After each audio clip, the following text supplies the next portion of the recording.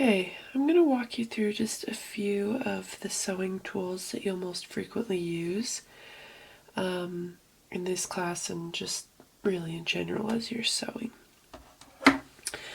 The first thing is sewing shears. So these are very sharp, should only be used for fabric, and can come with plastic handles or all metal.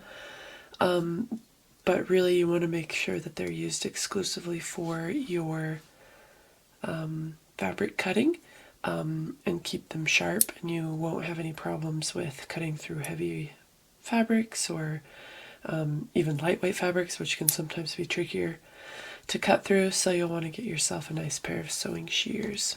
The next thing you'll want are some small scissors like this for cutting threads. They're typically very pointy and sharp, so you can also use them to remove stitches if you need. I have mine attached to a keychain, but obviously that's not necessary, so just some sharp small scissors that you can use to trim your threads off of the sewing machine and sergers easily. Some tweezers you'll want to keep handy. These can help a lot with threading, especially the serger when you get to that. So some nice pointy tweezers are helpful. Usually if you buy a sewing machine or a serger, it will come with a pair of tweezers. Next are straight pins. So pins are not needles. Pins have a ball on the top of their, on one end, so that you can easily grip it, and then they're obviously pointy and sharp on the other end. You can use these to keep fabrics together, and you can use them also to attach patterned paper to fabric. Alternatively, you might find it helpful to use clips. This can be especially helpful when you're working with fabrics that you don't want to puncture, so anything that's waterproof or leathers and pleathers and things like that, you definitely want to use clips in place of pins to avoid poking holes in your fabric. Then you have flexible measuring tape. So typically they're 60 inches long. You can find them longer, or even I've seen some that are 45 inches long.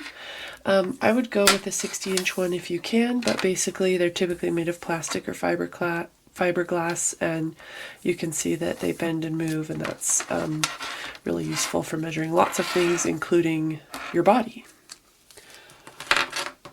Next is a fabric marking pencil. This is not the same as any old pen or pencil that you would find on the street, so to say. This particular one has water-soluble ink, it says right here, so it's a blue pen. You mark it on the fabric, and then if it gets wet, it just disappears. You can find air-soluble markers as well that will just disappear over time, or you can use chalk that easily brushes off. Either way, you want something that's made specifically for fabric. Next is a safety pin, which you've probably come across in your normal daily life, but if not, it's a pin that looks like this. It opens on one end to reveal the sharp point. It's called a safety pin because you can hide that in this cap. Really helpful for threading elastic or other cord through casings, and really that's the primary purpose in this class for sure, and that's where I use mine the most in sewing. It's not often that you actually use it to hold fabric together, but very, very useful for threading cords and elastic through a casing.